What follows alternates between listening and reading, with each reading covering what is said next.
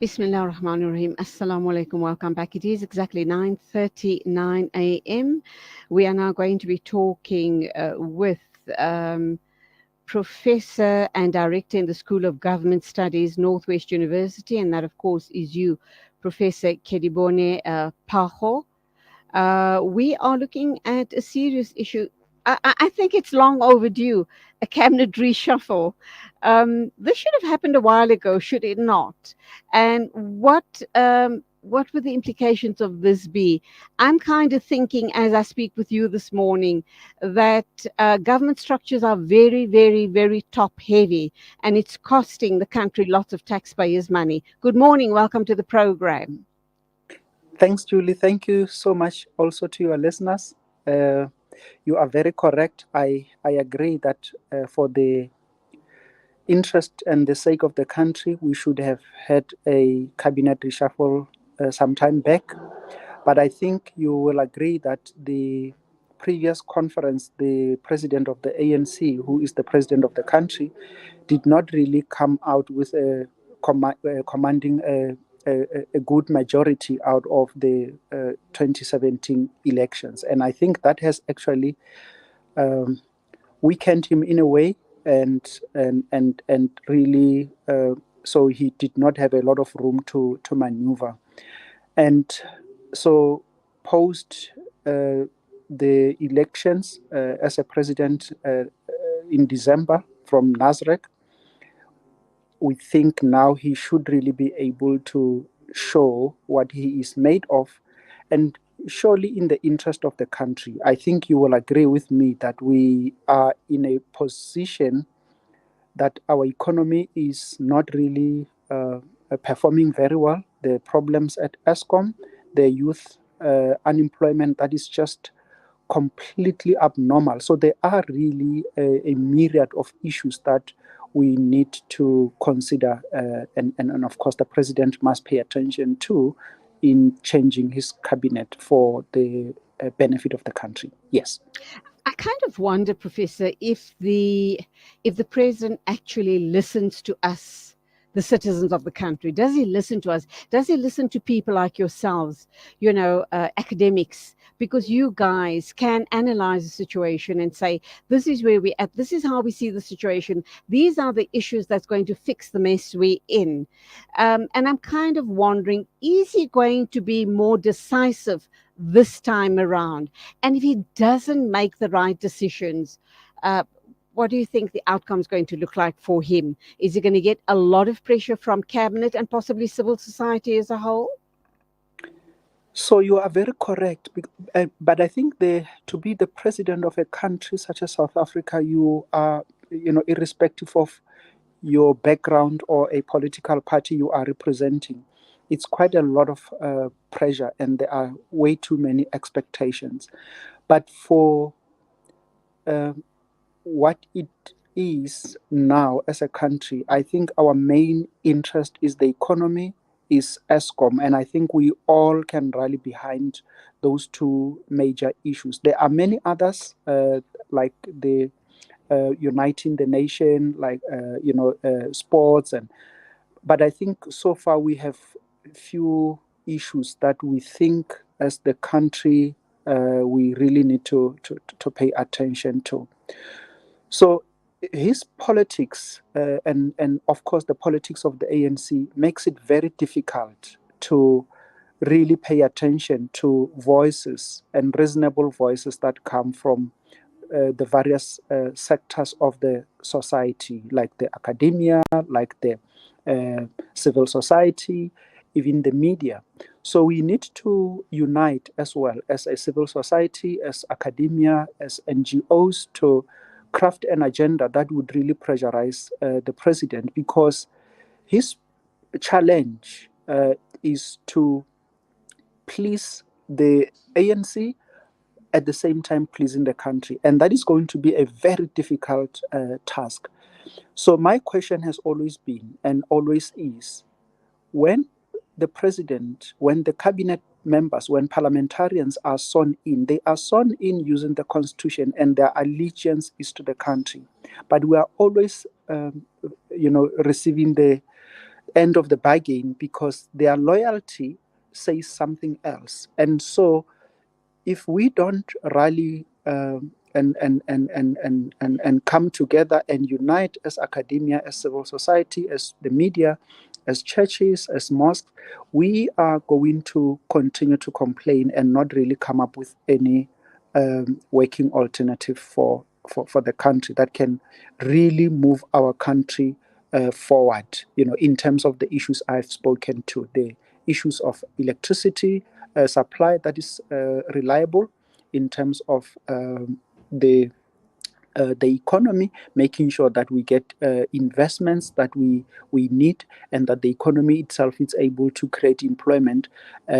We also have to be talk to pertinent issues like education sector, whether we have a viable basic education and higher education system that caters for the needs of the country. So we are really at this point, I think, in a very difficult position. And I need to say, that the point, for me, the major point is that following the state capture, it would have been extremely difficult for any person who took over as the president after Jacob Zuma.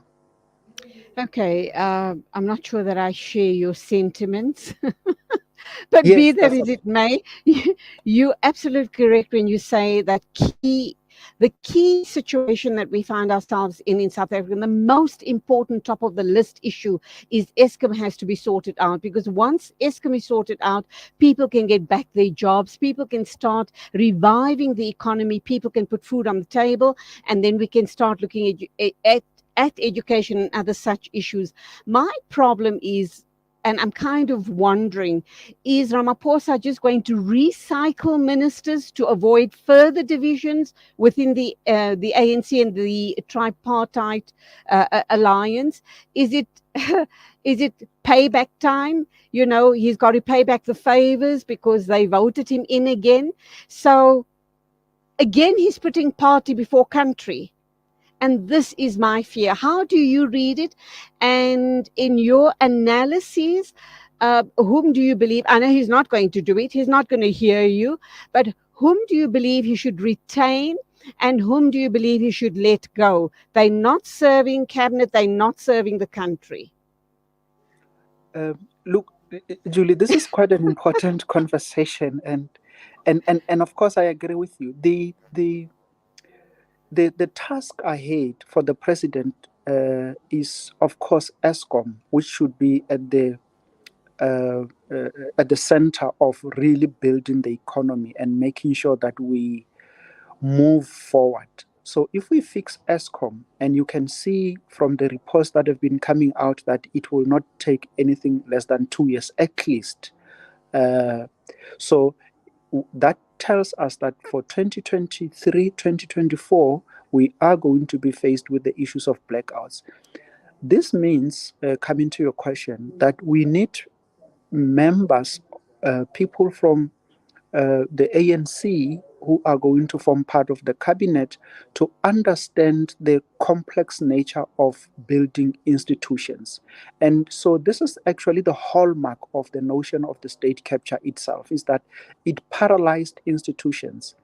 And Eskom was, of course, Eskom's problems came way before the issue of the notion of the state capture. But I think it also became the playground of the notion of the state capture itself.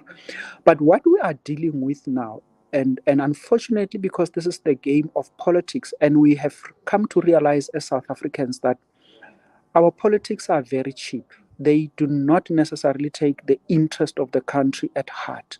We have a cabinet minister, we've got MECs, we've got mayors that really have other things in their head other than the developmental agenda of this country that is very well stated in our constitution and also in the National Development Plan.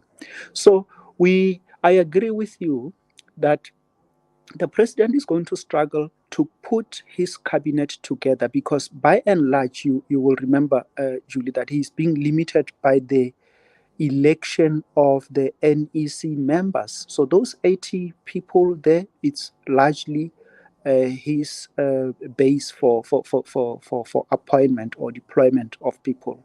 And you can agree with me that he doesn't really have a lot of material to work with if we really want to be a little bit more critical of what the ANC has offered to itself as a leadership collective.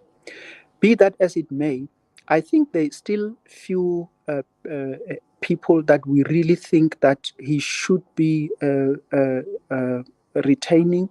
I think the people that are dealing, Naledi Pando, and perhaps Naledi Pando should be coming back to drive the basic education and maybe and higher education. Uh, I'm not sure about the health minister and the basic education minister, even the higher education minister. I'm particularly very much concerned, Julie, about the quality and the progress that basic education in particular has been making in this country. I really think that we have not put our uh, hand where our mouth is, our mouth where our hand is, sorry. And that has really caused the quality of education, especially in township schools, especially in rural areas, issues of discipline, issues of quality education. Our health infrastructure is collapsing in front of us. We are not seeing very solid plans that says this is an infrastructure plan for our health in the country.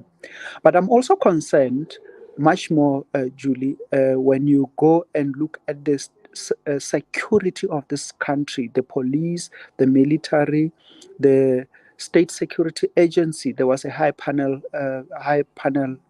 level report that was released, I think, a year or two ago. That really demonstrated that we are in trouble as a country in terms of our security. So there are major loopholes in very sensitive areas of our country. And this is why you see our crime rate is just abnormal, our pass rate and throughput rate. So in terms of throughput rate in the schooling system, both the basic and the higher education, is the number of learners that go into the grade 1 are all the way up to matric, and those who even go up to finish their, maybe you can say, a bachelor's degree, becomes much smaller percentage of that. And of course, even if we look at our TVET system, that is part of the higher education system, it's very much embedded. It's not producing the skills that we need. So what I'm trying to say to you, Julie, is that the A choice gloomy of the picture president, indeed, Professor. yes, A very gloomy picture right across the board. definitely, but we need the president to really think through his decisions and say, are we deploying people who understand the agency at hand and people who can contribute to the development of South Africa and really play less on the politics side? Because we have seen that and we know that it will not bring some dividends that we are looking forward to. Okay, I'm going to wrap up by saying just making one comment. Through all of what you've just said to me now, you have grave concerns about the Minister of Health, and I'm asking the question, and I don't expect an answer. I'm just making a statement here. Is they still thinking? They're talking big about introducing the NHI in South Africa. Goodness me, everything else is collapsing. How on earth is that going to make any sense, or how is that going to work? If you ask me, I think all our doctors and our specialists are going to leave the country. With the introduction of the NHI, we can kiss goodbye to a health service as such. But thank you indeed, Professor. Lovely talking with you once again, Professor and Director in the School of Government Studies, Northwest University, Professor Kedibone Phago, talking about the cabinet reshuffle. Lovely talking to you. Till the next time, God bless and take care. Thanks, Julie. God bless. Take care. Bye bye. Bye. by.